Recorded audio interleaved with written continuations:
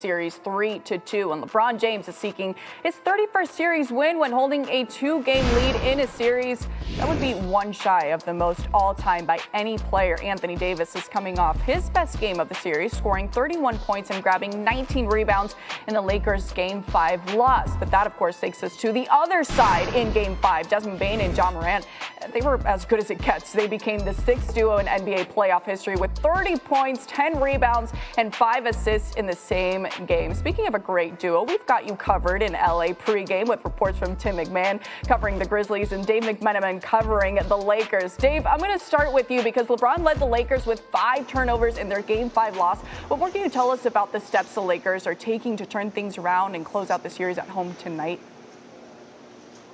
Well, after Game 5, LeBron James said he played like bleep and vowed to be better in Game 6. He showed up at the arena about 5 hours before tip-off, and Darvin Ham met with his coaching staff yesterday, and I'm told that when they were watching the tape of Game 5, the biggest thing that stood out was the energy level of their team. And so in order to try to help that be higher going into Game 6, Darvin Ham canceled the morning shoot-around on Friday morning. He's going to have a walkthrough at the arena around 4:30. He says that LeBron James is not dealing with any body maintenance issue with that right foot tendon injury he suffered from. It's more of just rest and recovery. And so obviously he's getting his work started early. Look at LeBron James's teams' records all time. 11-1 when his team's up 3-2 in a series. You could expect him to come in locked and loaded. If the Lakers win tonight, LeBron James will tie Derek Fisher for the most playoff series wins in NBA history with 40. Yeah, another stat in his favor. LeBron James has never lost a series in which he has led a 2-game lead going 30-0. And that's the second most series wins without a loss by any player in NBA history. Tim, to you now, because the Grizzlies almost took a game on the road in Game 4 and their stars had to show out to get a win in Game 5. What can you tell us about the Grizzlies' mindset going into a must-win Game 6 on the road? Well, you know confidence is never a problem for the Grizzlies, or at least a lack of confidence. And Desmond Bane declared there would be a Game 7. Now, Jaren Jackson Jr. said the Grizzlies are angry that they've put themselves in this situation, facing elimination. Talked about how they have to use that anger and channel it into focus. They lacked discipline in Game 4. You know, Desmond Bane blamed a lack of game plan discipline for allowing the OT forcing basket. So they really need to focus. This is a team that hasn't been able to do that on the road this year. 0-16 as road underdogs, including these last 2 games. Remains to be seen whether they will have Luke Kennard. Did not look good at shoot-around with that injured shoulder. We did not see him take a shot or even so much as dribble a basketball. Yeah, you were talking about those road games. The Grizzlies are 13-36 all-time in road playoff games and 5-12 in elimination games. Dave and Tim, great stuff as always. Thank you. Taking flight. Oh, set it with his chest. I've been doing this too long. I'm making no statements. He's been issued a flagrant foul penalty too and has been ejected from the game. Yeah, see you later. Fans making me a villain, the media making me a villain. That just creates a whole different persona on me. So now you think I intended to hit LeBron James in the nuts. I'm playing basketball, I'm a basketball player. It all goes down tonight in Game 6, and we're joined by our NBA reporter who covers the Grizzlies for us, Tim McMahon.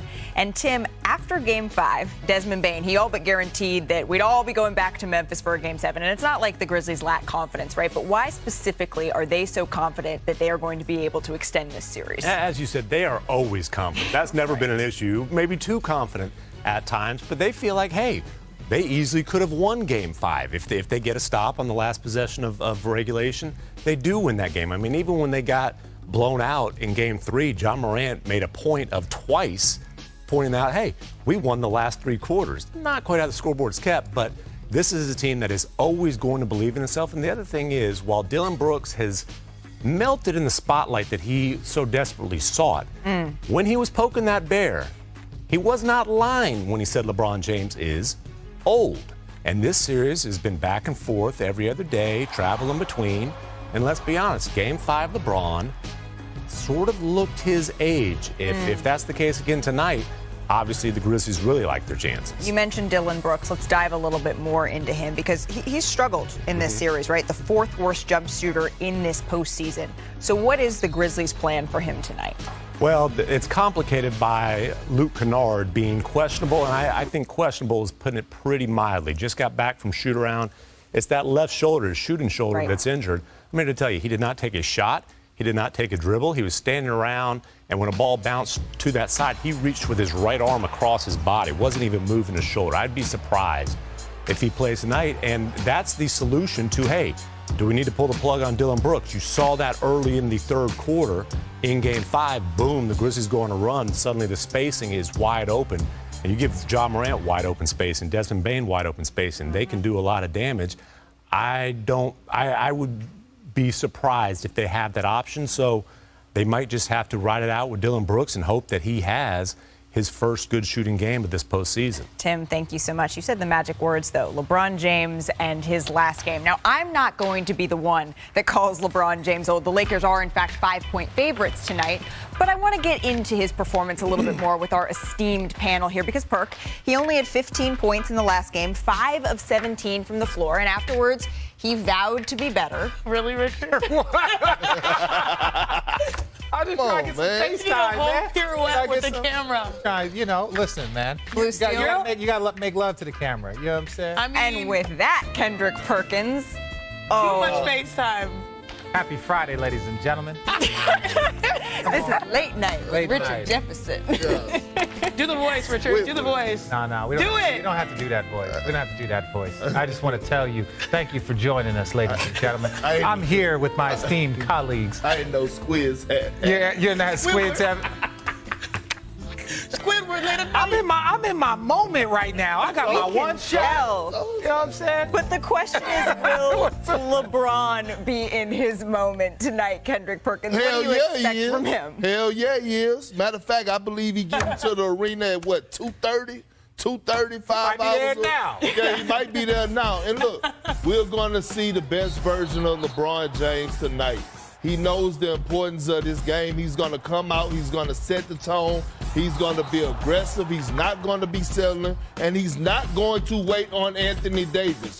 We have seen this time and time again. We know he could look old at times, but he get the benefit of the doubt. Look old. He is old. No, he's not old. No, I'm saying he old. Basketball. Are you old then? Because Yes. I'm very old. Ancient. Yeah. I mean, Yeah, we know he old. So given that it would be more travel, given that it would be going back and forth today, are we calling this must-win at this point for the Lakers? this is absolutely a must-win game for the Los Angeles Lakers just because, that last game took, that going in there, they probably were not going to have the energy of the second half. They will absolutely have to win this, and LeBron James will have to do it because he has been the consistent factor along with some key pieces of the supporting cast.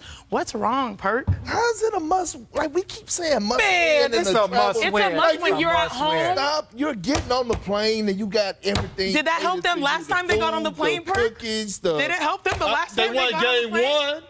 Okay, but we're at game They 6. won game one. We're at game 6, and it's the It was playoffs. different circumstances. He played 48 minutes in game 4. They took a 10:30 flight the next morning, got The in, Lakers lost have a some time. history late in the season of not performing after tough travel days. So we know this. In a game 7, you're going against LeBron. I mean, Memphis looked great at home in game 7. Answer his question. In a game 7, are you going against LeBron? In this circumstance, I am favoring the team, the Memphis Grizzlies. So, yeah, who she showed up is. So, because she, they're yes, younger. she is. So this that is Janae must win. Gumake is going against It's not just LeBron in a game LeBron. 7. Wow. Put on the graphic. Well, how about I'm this going series, for him my in game friend? 6. Keep it in and the the series will be What done. about Philadelphia and Boston? We're going to preview that series coming up next because that series has some history. Richard Jefferson, Malika Andrews, Janae Agumake, Kendrick Perkins, Zach Lowe is standing by, as well as Adrian Wojnarowski. And the Celtics and Hawks game, I mean, it was a little closer, right, than we expected maybe it to be. So we're going to get to that because the Celtics did handle their business. But we have to start with 2 massive Game 6s that are going down tonight on ESPN. Let's go. We have the Warriors, the Lakers. They can both close out their first-round series at home tonight. So with that, let's bring Zach Lowe into this conversation because out of all of the players, Zach, who are going to see the floor for these 4 teams, who is the singular most important guy? It's still, all these years later, LeBron James, because the Lakers should not want any part of going back to Memphis for a Game 7, and I thought LeBron, by his standards, played a passive game in Game 5. 5 of 17, 9 of his shots were threes, and we saw Memphis went all in on shooting. They played smaller, they played more guards, more Luke Kennard, more Tyus Jones with John Morant. If LeBron has a well-spaced floor for his team, and the other team has all those little guards on defense, that is hunting time for LeBron. That is, where is Luke Kennard? Bring him into a pick and roll with me, and if they switch, I'm posting up. Where's Ja? Where's Tyus? And we didn't see that bully ball gear from him in that game, and that's fine. That's the luxury of a 3-1 lead with Game 6 at home. He's 38 years old. He's played more minutes than all but one guy in the history of the league. But tonight, I expect to see that guy come out if Memphis plays small like that again and try to pound the Grizzlies into that good night in the playoffs. Okay, so Sinead, this can be the most important player from any of the games tonight, any of the 4 teams. Who are you taking? Yeah, if we thought about the big scheme of things, the big picture, obviously LeBron James, but specifically, this is Game 6. And who was built